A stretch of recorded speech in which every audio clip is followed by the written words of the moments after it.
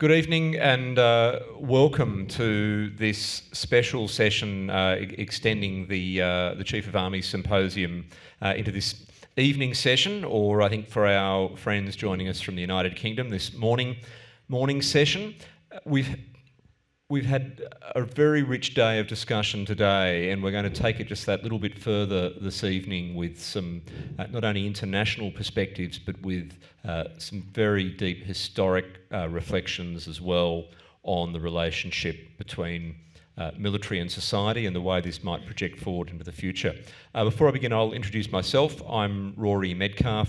I'm the head of the National Security College at the Australian National University. I'm very proud that our institution is a partner with Army on the really important journey that the Chief is leading Army on in this time of challenge in Australia's strategic environment.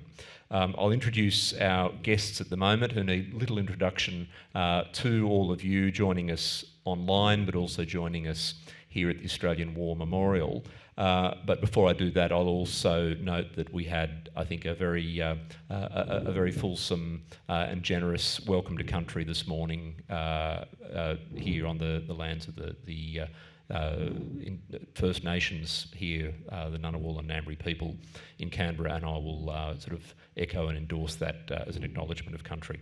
But let's begin. Our three panellists this evening, of course, General Stuart, Chief of Army, needs little introduction to those of us here, but I'm quite excited to be joined online from the United Kingdom today by two of the leading scholars and thinkers on strategy, on military history, and really on this fundamental question that we're going to grapple with of the relationship between military and society in the 21st century. So I'll introduce Sir Lawrence Freedman, and Professor Freedman is, of course, Emeritus Professor of War Studies at King's College London, but many of you will know Professor Freedman's work over many years as a leading voice in thinking about strategy, connecting strategy to other disciplines of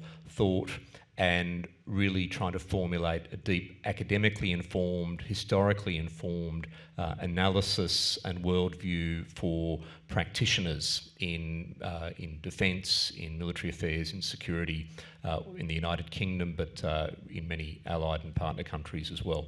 And I'm also thrilled to welcome Professor Hugh Strachan. So you will all know, or many of you will know, of course, Professor Strachan's work from his analysis, his deep historically informed analysis of the history of the First World War, right through to connecting or applying history to a lot of the strategic challenges facing Britain and partner countries in the 21st century as well. So Professor Strachan is Professor of International Relations at St Andrews University in Scotland, but also, I think, importantly, was Chaley Professor of War Studies, of the chair in the changing character of war at Oxford University for many years as well. So welcome to both Sir Lawrence and also Sir Hugh. But Chief, we've had a really deep day of discussions today. I might, with your permission, invite both of our speakers first to offer their own reflections on this question of the relationship between military and society, how it's informed either by historical experience or by a lot of the contemporary conflicts that we're facing in the world. And then I'd love to throw the ball to you to reflect on today's discussions. But I might begin on the other side of the globe, and I might go to Hugh Strachan first, if I may. So reflecting on your work to look at the relationship between military and society in the United Kingdom, or from a historical perspective, and I know that you wrote some years ago now, I think, about the gap that concerned you between military and society in Britain, and you've written much more recently about society as being part of resilience and deterrence. I'd be very interested in your latest thinking on how the situation is developing in the UK and internationally. Thank you very much, and good evening to everybody. I can't say I'm particularly sorry to be stuck here rather than in Canberra just because of the distance, but I'm sorry I'm not with you in person. I thought I'd make 5 quick points in my allotted time, which are really big hand, small map points, but still pretty fundamental. The first is Australia, like UK, is a democracy. And that in itself, I think, creates an inherent challenge when we address this problem, because we associate democracies with peace. Indeed, there is a branch of thinking which say democracies don't make war, at least against each other. But that, I think, forgets that democracy has also been a great agent for national mobilization when the moment has come. I mean, within the European tradition, the French Revolutionary idea that in the end, the nation in arms is the heart of how a nation can fight. And that moment of the obligation that a citizen faces, which is ultimately to defend his, or of course increasingly now her own country, is at the center of what a state should be about. And I think often we have a model of civil military relations which neglects that dimension. We've become very obsessed with the civil military relations as a relationship between chiefs of staff, with all due respect to General Stuart, and parent governments, when actually, of course, it needs to include society within that.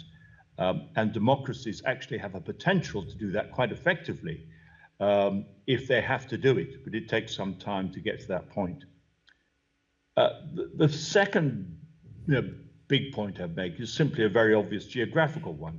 It's a much harder thing, I suspect, to have this debate in Australia, because the sea provides a pretty good barrier for you in terms of how you think about yourselves and where defence has to be focused.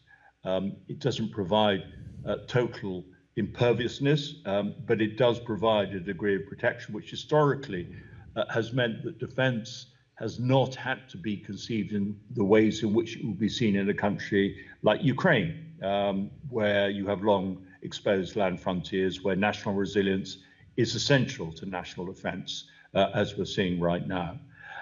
Britain is somewhere in between those two. I mean, historically, the sea has been enormously important in relation to how Britain's seen its defence, but less important in the 20th century. And of course, we are much closer to a major landmass. My wife's a Kiwi. That's the nearest threat you've got, crossing the Tasman, and it's still a heck of a long way away. So getting the point across to the people of Australia, or even to the government of Australia, can sometimes be quite hard work because of that geographical problem and the inheritance that leaves. But the third sort of big hand, small map response will be, actually recently we've got quite good at doing this, but for other reasons and in other ways. And I think governments in democracies, and certainly in the UK, and you will be able to say much more confidently than I what the situation is in Australia, how this has been exploited, have been slow to develop this. There are 2 ways in which recently, and in some ways every day, our citizens deal with the issue of national security. The most recurrent one is the issue of cybersecurity, people being required to change their passwords, people required to think about foreign actors who may have malign intentions, and the challenge of getting that message beyond government agencies, beyond the protection of critical national infrastructures as the community at large, is one of the ways in which the community at large is encouraged to think about resilience in a broader understanding. And the second aspect of this dimension is the recent experience with COVID. I mean, Australia simply closed down in terms of its borders when COVID first hit. And I think across all our countries, the notion that actually communities could mobilize themselves in order to support each other at a moment when there was lockdown and people were not able to travel. And certainly in Britain, we could see how communities did actually come together and provide support for each other. And there was, I think, a really valuable lesson to be drawn from that. In a way, the absence of central government was clearly crucial to the whole idea of how we thought about dealing with COVID. But the resilience came at community level, at local level.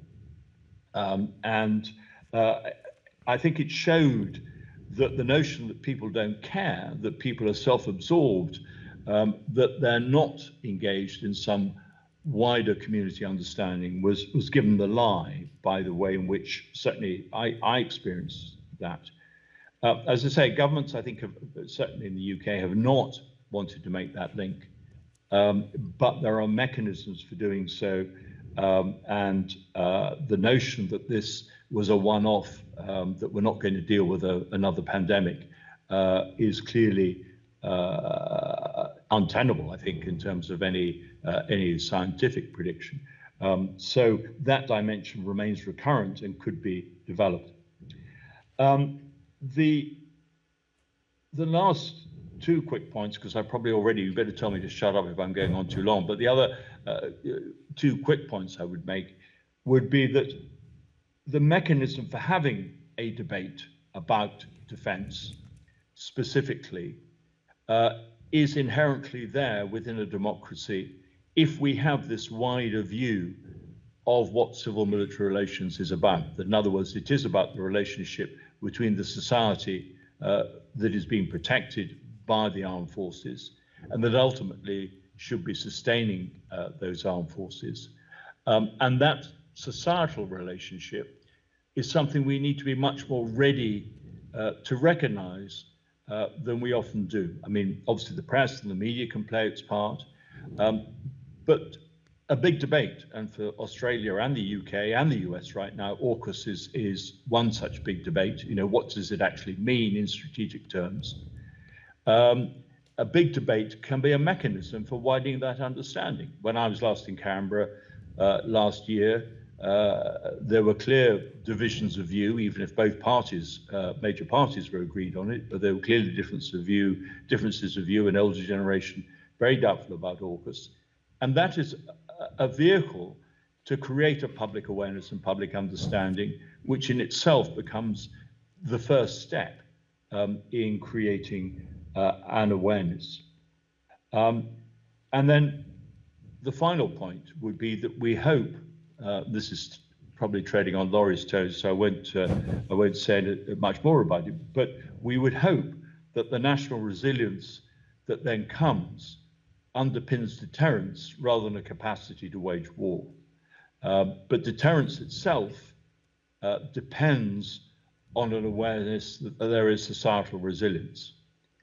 I think much of the debate within NATO about hybrid warfare after the Russian annexation of Crimea was actually a self-reflective point, that societies on the NATO side of the equation were worried about their own capacity for fissure and division, which would be exploited by so-called hybrid warfare, whether it was online attacks or whether it was little green men as it was seen at the time.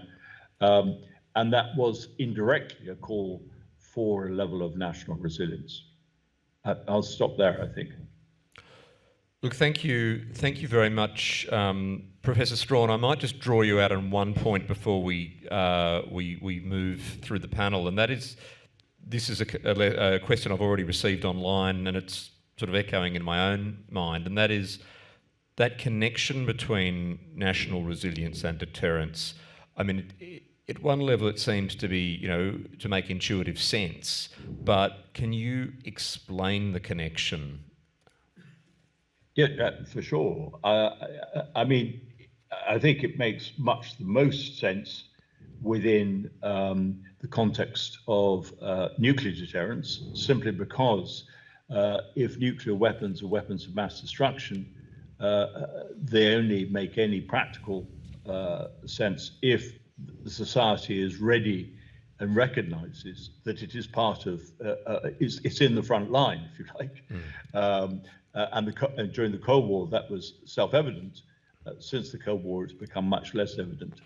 That is a harder one to explain outside the issue of nuclear weapons, because I think once you move to conventional deterrence, the question is, what is the level of actual public participation in national self-defense, rather than simply being, if you like, the subjects of an attack? How do they become the participants in national resistance? We see it in Ukraine, we see it in models in the Baltic states, Finland, Sweden, and so on, because they use conscription. You have a direct role in participation. There is an endeavor, if you read, well, you know better than I do, Rory, what about the Finnish arguments, but like you, I've been in Helsinki to discuss some of these, but the idea that every part of society has a role in its defense. And that ultimately has been a very difficult argument for Australia. Two conscription referendums in the First World War, a greater sense of vulnerability, of course, in the Second World War, with the Australians being withdrawn after the North African campaign back effectively to deal with issues within Australia. And right now, of course, that is the argument that is central to how Australia might tackle that problem. Look, thank you. And there's so much there. We'll draw that out further in the conversation. I think for my own analysis, I'd also make the point. I think it is very grim and sobering to have the nuclear dimension reflected there. But I'd also make the point that even in lower level conflicts, the idea that a society cannot easily be broken, I think does have a deterrent effect. How you communicate that and how you do it for deterrence rather than after the event, I think is a really important question. But look, I will go to Professor Freedman. Rory, it's great to see you as an old friend and colleague, but I'd be interested, we've heard at one level from a strategically informed historian. I see you as a historically informed strategist. I'm not sure how much of a difference there is, but we should all reflect on that. Looking at the present landscape, looking at conflict in Ukraine, in the Middle East, and I know you've done some fantastic commentary, not only in your books, but on your Substack, which I'm encouraging everybody to subscribe to here and now. How do you see the contemporary landscape of conflict affecting this debate about the military-society nexus, and what lessons can we learn? Thanks very much. And the first lesson of resilience is to make sure your internet is working. So I apologise, I missed a little bit of what went before. So I think societies respond to events, and at times of relative peace, defence, resilience, all these questions, even if people sort of know intellectually, in principle, they're important, they're not engaged. There's lots of other things to worry about. And I think we've often seen in the past instances where aggressors have assumed that their targets aren't interested in defending themselves, and have therefore taken some pretty bold steps and discovered actually they are interested in defending themselves. And what I think was, a lesson of actual conflict is not just resilience, but adaptability, how people adapt to conflict. And I think this is very clear in Ukraine, or those of us who follow the Ukraine conflict closely are well aware of people who are running bars, tech entrepreneurs, academics, all of a sudden find themselves in frontline posts, or are developing new drone technologies and working out how to apply them, and sometimes surprising themselves by their acceptance of the grim logic of any armed conflict. So it's the transition from relative peace to actual conflict can be shocking and painful. Obviously, if you don't adapt, then you're in an even worse position. But I think the lesson to be drawn is that the societies are actually quite adaptable and do adapt to times of conflict. I think this creates a challenge in peacetime as to how you have these debates. One of the problems I think we have in Europe, and as was indicated, you obviously will have in Australia as well, is it's one thing to be aware of a more dangerous and difficult world. It's another thing to work out how actually this is going to affect you. There's been there were some comments early in the Ukraine, after the full-scale invasion, in the UK about how we should, we're in a pre-war situation. It's a phrase you hear quite a bit. And I'm not sure it's a helpful phrase, because it may not be true, and it can be quite alarming to people. And it also suggests the challenge of, are you just going to be fatalistic about these things? What can you do about it? And we're in this sort of strange situation where the war is being fought by another country, and the demands that we have been asked to accept for ourselves have been felt in higher inflation or energy shortages at one point, which isn't quite the same as young people dying or our societies being hit.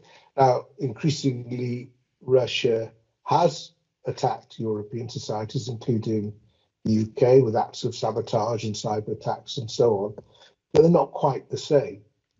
I think one of the challenges that we've faced, and I think all Western governments face, is how to make the link between these other events that are grim and are on our television screens, but we can actually avoid the direct effects of combat ourselves.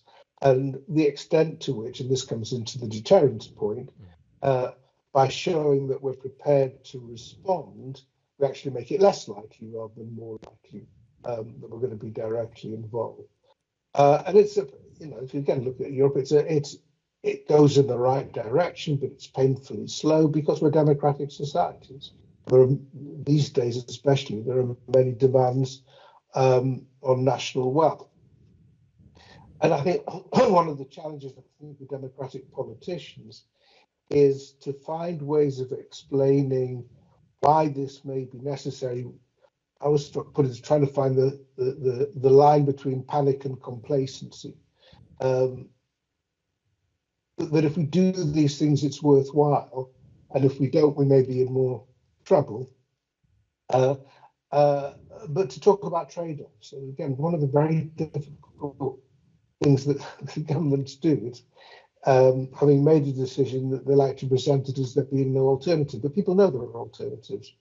And therefore, I think intelligent debates about these issues can be quite difficult. All that being said, anybody who looks at European opinion and how it's held up over Ukraine over the last 3.5 years or so should know just how well, despite all the expectations that you could see in the Russian media in the summer of 2022, that the energy crunch and so on would turn people against Ukraine, turned out to be wrong. People understood the stakes, and governments still get the blame, but they don't blame Ukraine. They blame Russia for creating these difficulties. So I'm not. I don't think it's a hopeless cause, but it does require treating voters as being intelligent and able to cope with complexity, especially when they're engaged with the issue. I think the real difficulty is, you've got a younger generation that doesn't read much, gets its news from YouTube and TikTok or whatever. And it's not that they're unaware, but they flit from one thing to another. I say this on the great expertise of being a grandfather. So it's not quite, it's not hopeless again, but it's a different way of engaging. And certainly my generation and those younger can find it even quite hard to find a way to engage with this without looking very patronising and condescending. So again, it's a way of finding new ways of addressing and explaining these issues and acknowledging trade-offs. Rory, you've left us on a bit of a cliffhanger there with a challenge that we're hopefully going to unpack, an intergenerational challenge, because I think thinking about security has to be an intergenerational endeavour. But I might now turn to the Chief, because General, you've absorbed so much today at the symposium. I think you set the scene very well this morning, including the challenges I think that Army faces and that really we face in the national interest. But we've had some very, I think, challenging and illuminating observations from colleagues, whether it's Professor Dean, whether it's Professor Brooks, and so many others. I'm interested first in your key reflections on today, but then perhaps to connect those to what you've just heard from our friends from the UK.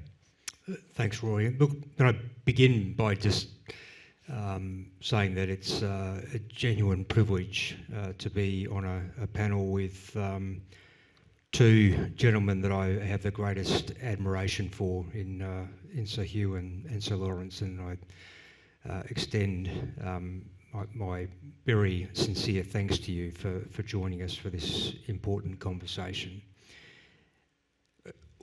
I said this morning that I think we were being quite ambitious to try and stimulate a national conversation from within our army, and that the method that we'd chosen to prosecute that aim was through a respectful contest of ideas. And of course, any respectful contest of ideas requires one to listen, and to listen to a range of views.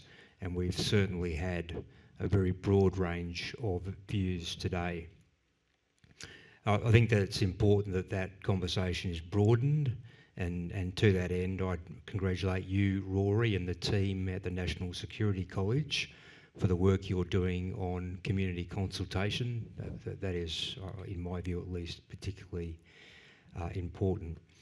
It's been absolutely fascinating today to hear from others how they perceive of us, the Australian Army, and also how they think about, and what the issues du jour are in the minds of those that are engaged in those the matters of deterrence, of national resilience, and the discussions we've had today.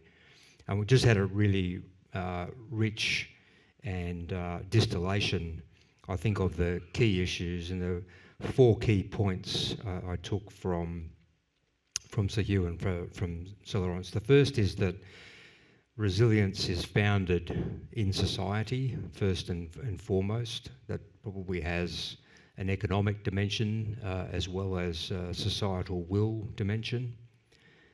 Really interesting point that the mechanism for dialogue between a military and the society it serves already is inherent in a democracy.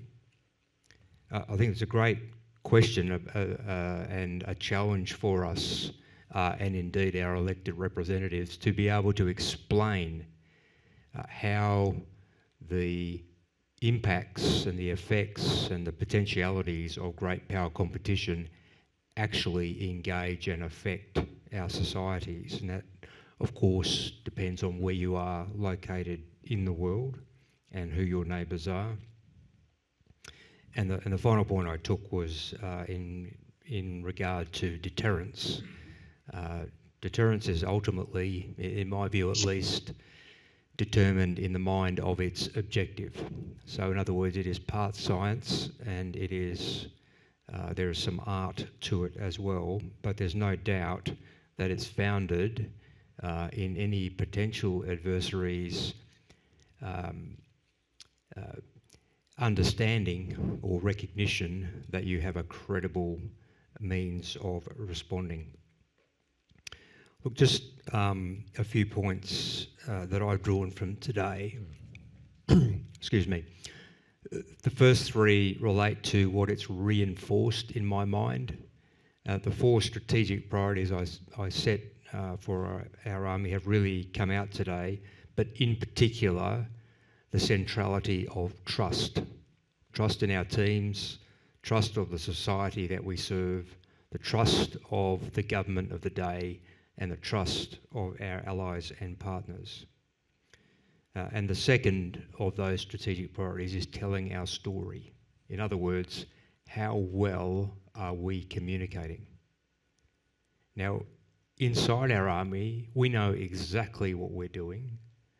We know exactly what has been required of us by our government, what resources we have allocated to achieve our assigned mission and tasks, and how we are approaching the transformation of our Army to meet the challenges of the 21st century in the Indo-Pacific. And that is described in a very digestible format in Army's contribution to the National Defence Strategy.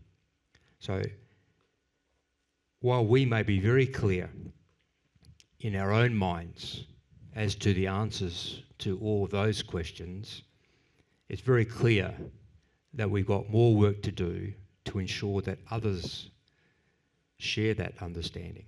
They may not always agree with it, but they at least understand where we're coming from.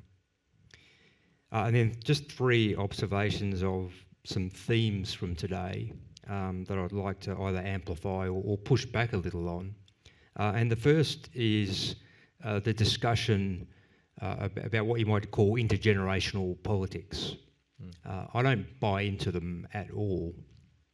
I think every generation has looked at its successor with perhaps a degree of hubris and a sense that, we're going to hell in a handbasket.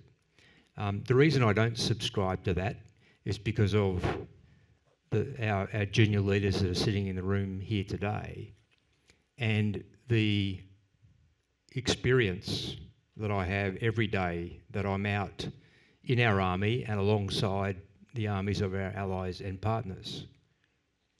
Young Australians who are joining our Army today, and there was an almost 13% increase in expressions of interest in just the last 12 months.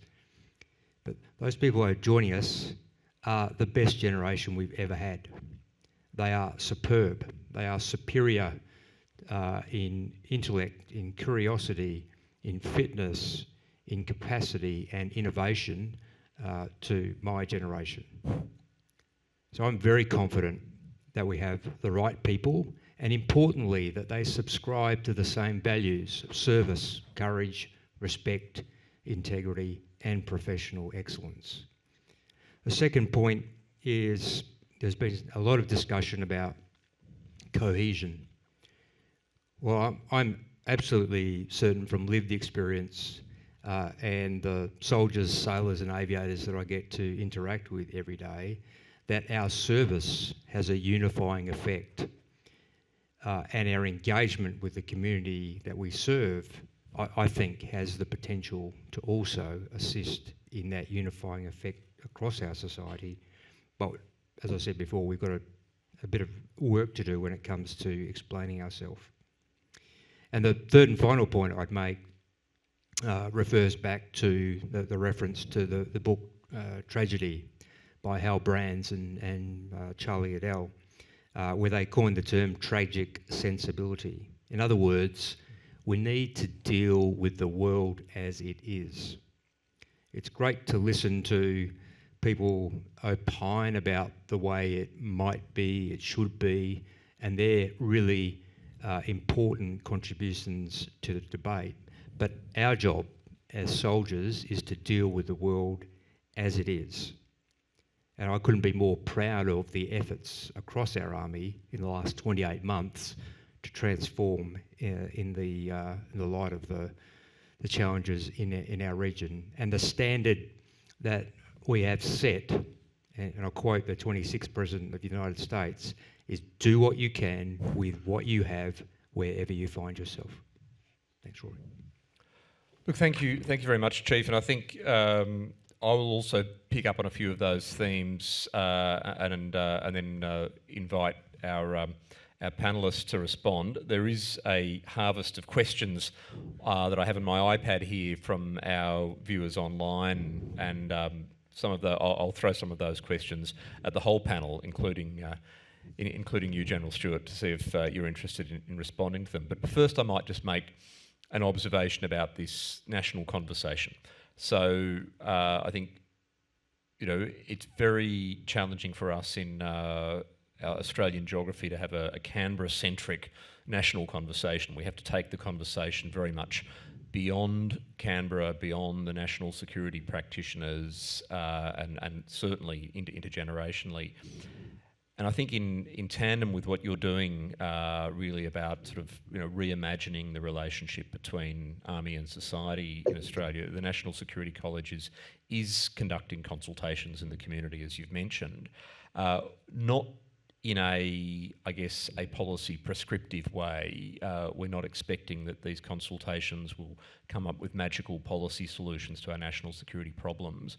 But we're trying to understand the texture of Australian society in how do people think about security risk, how do they think about those questions of responsibility as citizens. And I think the hope there is, as has been sort of said by all of us already today, the very act of having the conversation is going to encourage different ways of thinking about the issues. So I guess there's a bit of encouragement for your own forthrightness, Chief, in contributing to the national conversation where you can and where your leadership can.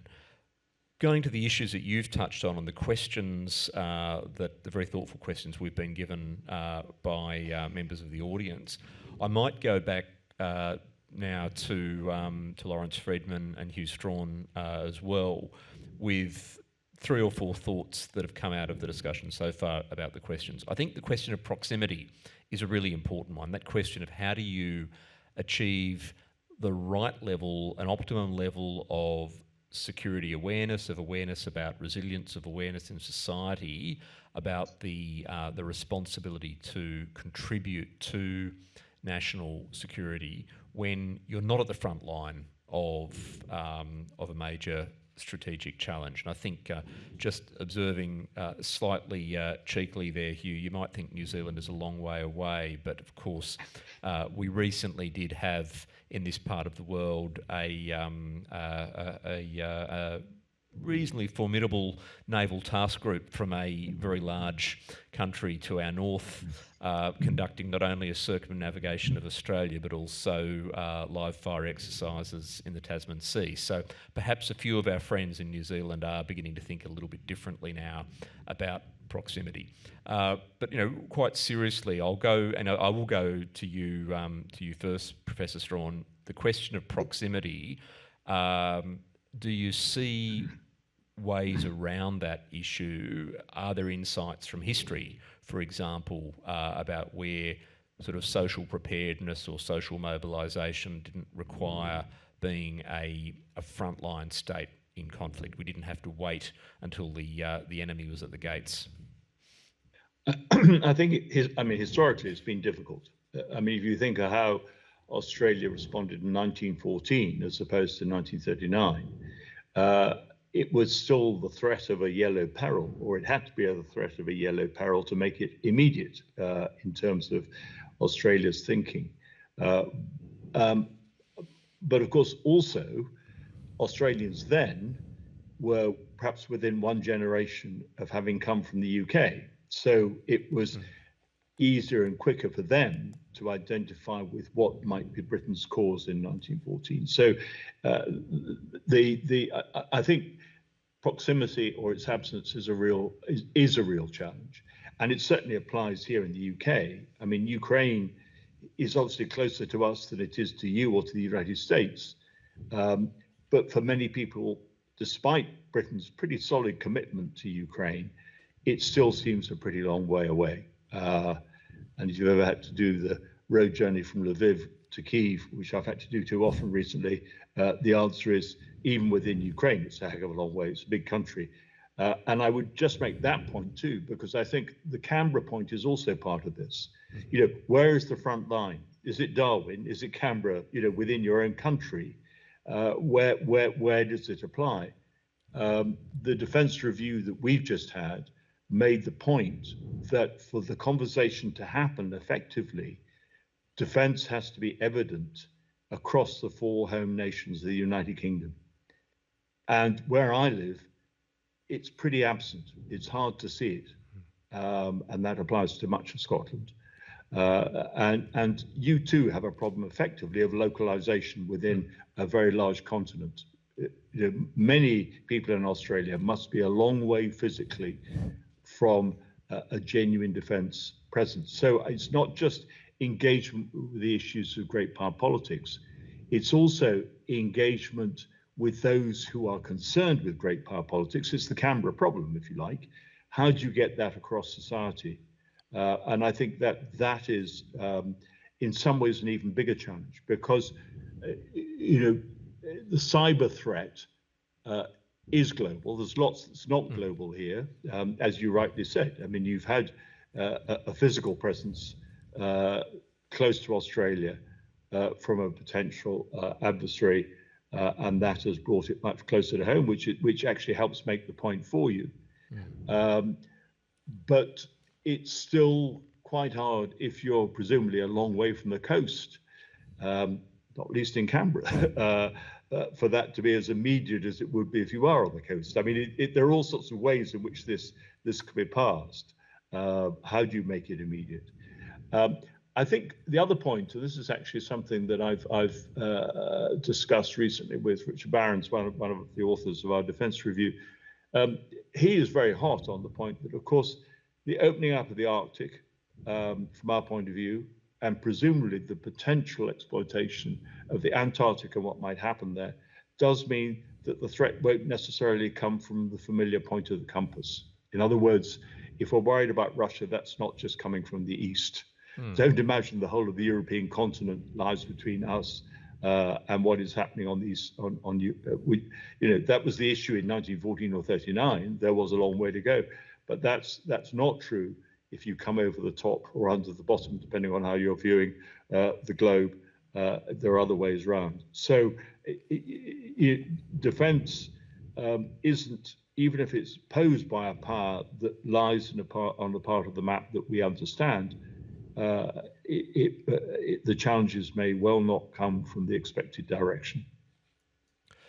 I'll before I throw to Rory with, I guess, a similar point, I might sort of add just one or two thoughts to the conversation. One is the question of exemplar countries. So we do look to some degree now at the way that that Nordic countries have been building a whole of nation security, whole of nation resilience for many, many years. The Baltic states are at the front line, of course, and Ukraine's done some extraordinary things with its mobilisation.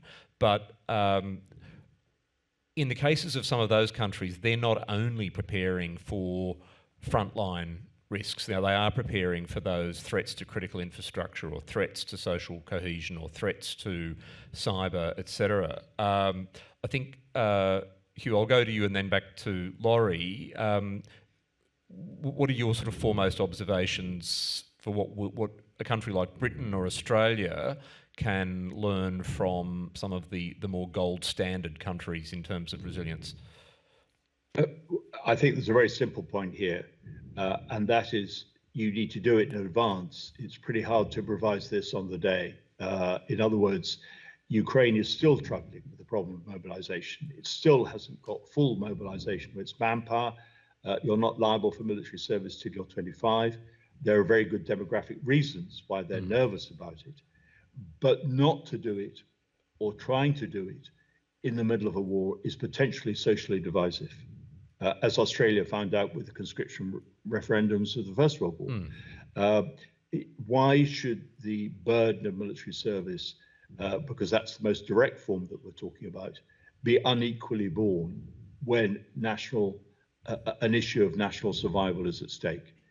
And the point about the Baltic states, Finland and so on, is that they have confronted that issue in advance So not only do they have an effective system of deterrence in peacetime, they also have the capacity to avoid a debate, and a fractious and divisive debate, at the moment that you're having to mobilize the nation.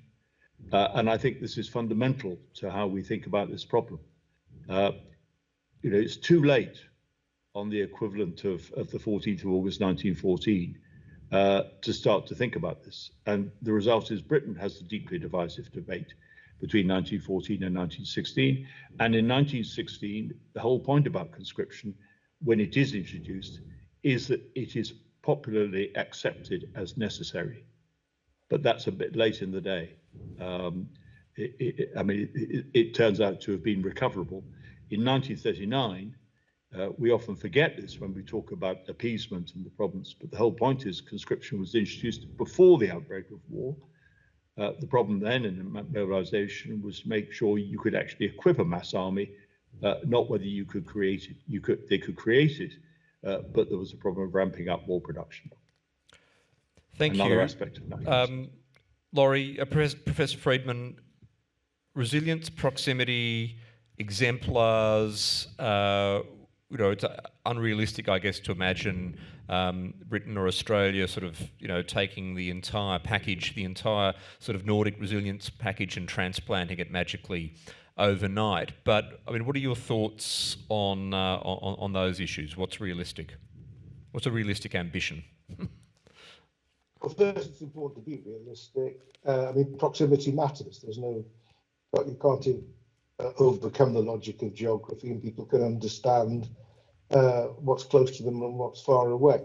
Now we get round back into this discussion of conscription by having volunteer forces. It's much harder to send a conscript army, as the US discovered during Vietnam, into an unpopular intervention abroad, where you're constantly trying to explain why this matters, and your answers are increasingly unconvincing. With a volunteer army, you can do things that you couldn't do otherwise. The difficulty is keeping up the numbers of a volunteer army is also finding.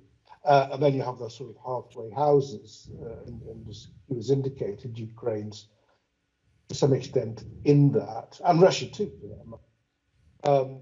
And because conscription's unpopular, it's demanding.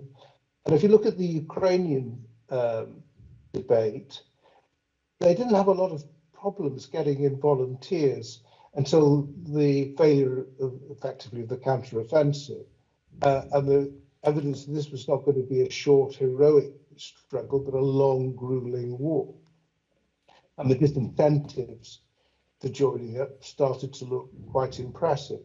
And Ukraine's been struggling to cope with that since then. It's making efforts, and it's, despite those problems, it's doing remarkably well, but it's still an issue. And it's an issue for Russia itself. And if you look at Russia, what brings people into the armed forces is pretty crude economic incentives. It's not...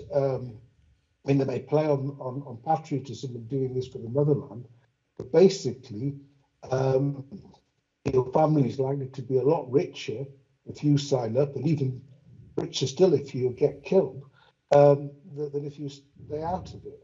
So the economic incentives become important. And again, it's important just to acknowledge this. If we want a good predictor of how much we'll meet our targets for recruitment in the UK, I suspect the unemployment rate is as important as the international situation. So realism, I think, is important in talking about it. I think with some of the other threats, the cyber, again, the difficulty here, I think, is distinguishing malicious activity by a hostile partner, of which we have quite a bit, and criminal activity, which often can also be the responsibility of the same hostile partner or people within it. Because all of us face cyber attacks every day, in terms of scams and so on. So it's a fact of life. We're used to it. But highlighting what comes from Russian malevolence, or Chinese or Iranian, whoever it happens to be, the problem is not showing that there's a threat, it's showing responsibility and attribution. And I think we've got better at that, but I think that's part of the difficulty. So I think the basic message is you work with what you've got and not try to talk up. You've got to talk up why you do these things, the values and the ideals that we think are important. And I think people can understand those. But you've also got to recognise the very practical factors that move people to take up arms, which in the end is a pretty dangerous and unlikely career for many people. Can I ask you, Rory, the question of talking up risks and challenges and talking up or really driving that national conversation about how to engage the community. In the context of the United Kingdom and maybe looking to Europe as well, who's doing that? Whose job is that? Is that a political job? Is that a job for military leaders or national security leaders? How is that going? First and foremost, it's a job for political leaders. I mean, it's their responsibility. I think the military leadership obviously can come in there, but they can't. They've got to be careful, I think, in leading that debate. In the end, they're the servants of the politicians, and the politicians have got to do the explaining and be quite brave about it. And that's happened. I mean, it helps when you've got an enemy or an adversary which is pretty blatant about what they're doing, and there's not a lot of ambiguity and responsibility and in their conduct. So that makes it easier. And just to go back to the earlier conversation about nuclear deterrence, I think the difficulty we've got here is that politicians have got language that you can find in any number of NATO communiques, which doesn't begin to describe actually what we're talking about when it comes to nuclear war. And I think we've got a problem at the moment, just to give a specific example, an issue, not say problem. Because of Trump, because of the US, there's more responsibility on Britain and France to give leadership in Europe, and there's plenty of other countries giving leadership as well. And that includes the nuclear deterrence. Everybody's terribly careful not to suggest that the British and French can deter everything Russian all on their own. So we have sort of various formulas about multiple centres of decision making, which I'm sure have penetrated about 0.5% of the population in terms of actually understanding what this doctrine's about. They they know it's about risk and about how you convey risk. And there's sort of an understanding, not that if Russia does A, we will do B, and that deterrence works with conditional threats, but deterrence works because nobody knows what will happen. It's all too dangerous to find out. But it's very difficult for politicians to talk in these terms. So we're now getting into a situation where we talk about providing security guarantees to Ukraine, and we talk about conventional forces, but we're not very good at talking about the nuclear dimension to that, which is very present. You can't take it away. So I think, again, maybe it's the right thing for them to do. Maybe if you push these issues too hard, you'll get a reaction that will be a big distraction from the things you can do.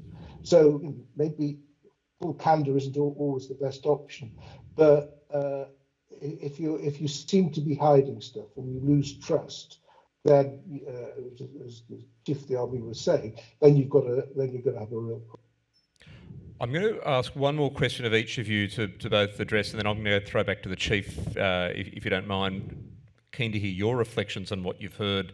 We've touched on some pretty sensitive issues there, and I know that some of them will be easier to address than others, perhaps. But I guess my final question to both our guest panellists in the UK is about how do we get beyond the sort of the false dichotomy, if you like, between expecting that somehow we need to prepare immediately for a transformed world of reintroducing national service and sort of rapid social mobilisation to support and work with the military on the one hand, and on the other hand, the expectation that effectively a relatively thin khaki line is going to simply be the solution, and that most of society can just sit back and assume that a relatively small professional force will do everything in every contingency. How do we get beyond that, what I see anyway, as something of an unhelpful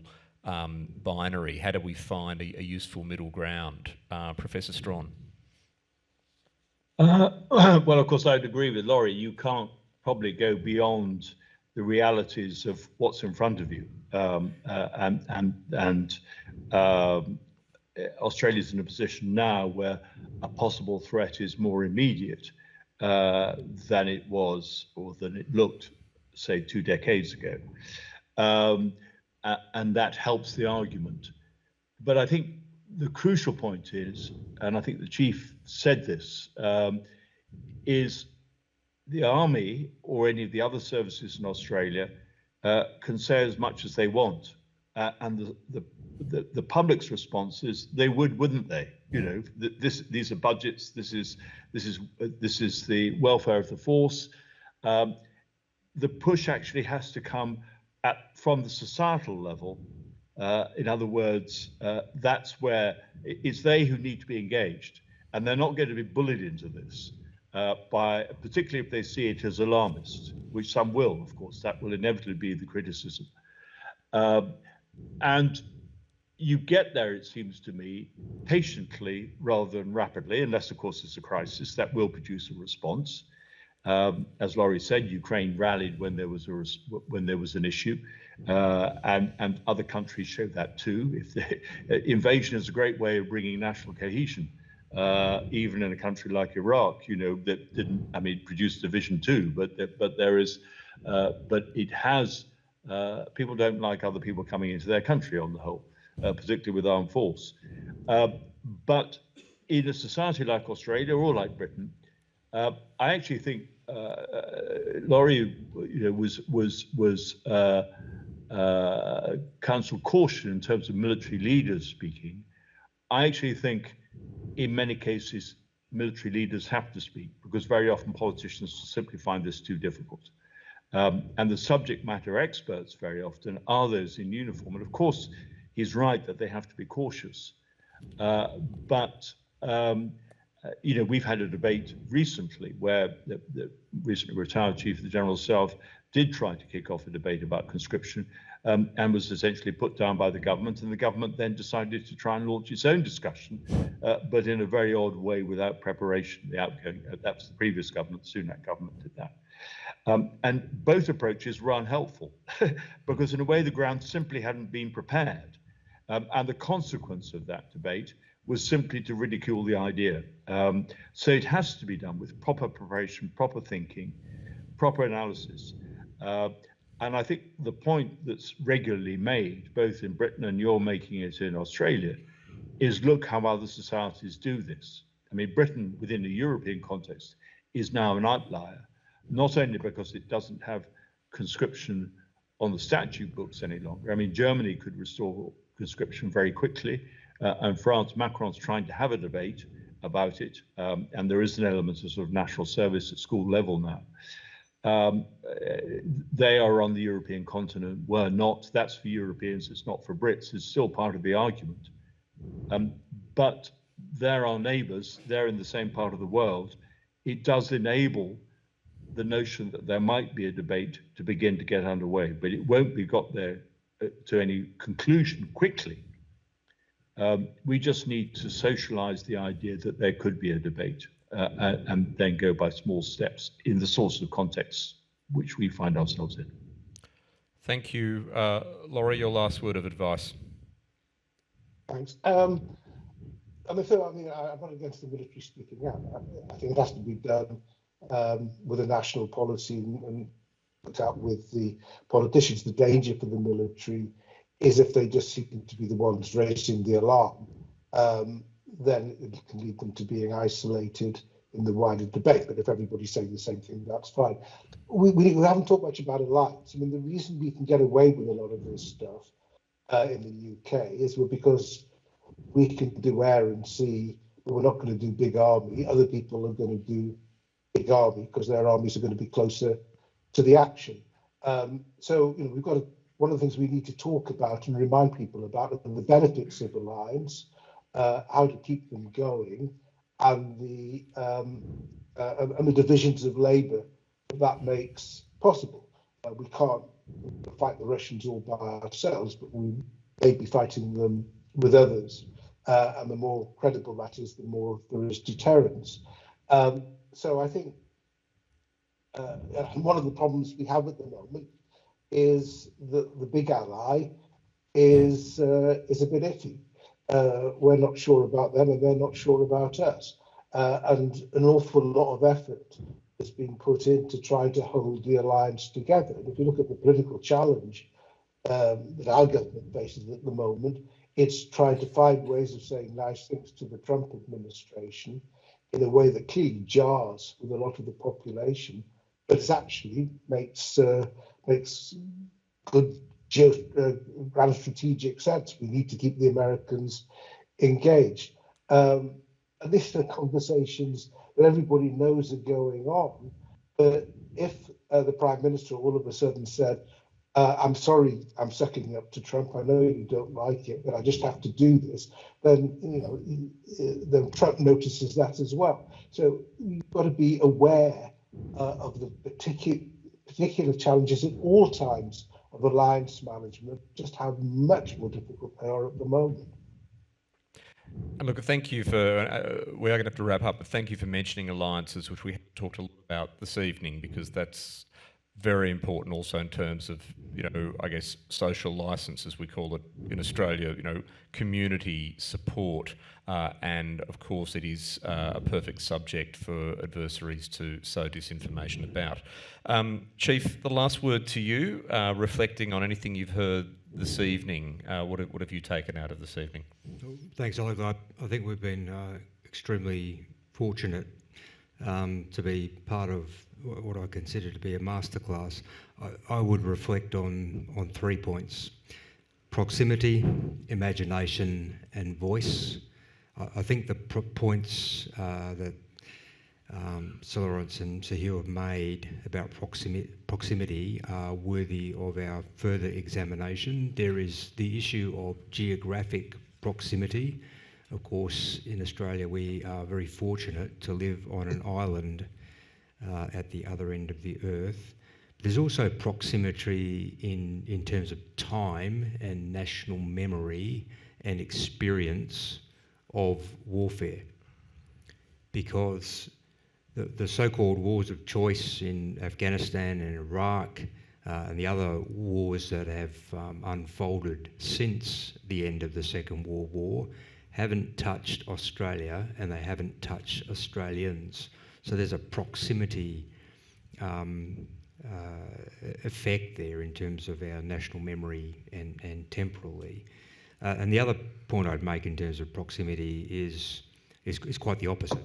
We live today in a far more connected world digitally, in terms of trade, in terms of the flow of people, and in terms of how quickly information can travel around the world. It's a globalised world. Whether that trend is going one way or the other is neither here nor there. The fact is that there's a vast distance between our circumstances in our last experience of a war to the circumstances in the world we live in today. In terms of imagination, I go back to Hal and Charlie's idea about tragic sensibility and the Greeks. I mentioned Pericles' funeral oration this morning.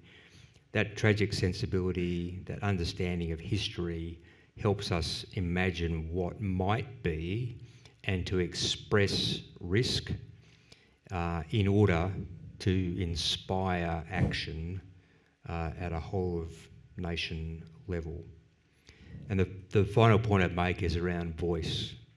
My job and the job of all military professionals is to provide frank and fearless advice to the government of the day, to understand and respect the fact that they have the accountability and they're the ones that have to make the very difficult choices and decisions on behalf of the society that elected them. And I think that brings us full circle to the point that there really needs to be a discussion, an informed discussion with the society that we serve, with the society that elected our governments in order for those decisions to be properly informed. Thank you. That's an excellent note to end on. Look, thank you for being so generous with your thoughts to our speakers, and thanks for everyone for your attention. Can you please join me now in thanking our panel, Professor Sir Hugh Strachan, Professor Sir Lawrence Freedman, and of course Chief of Army General Stuart. Thank you. Thank you.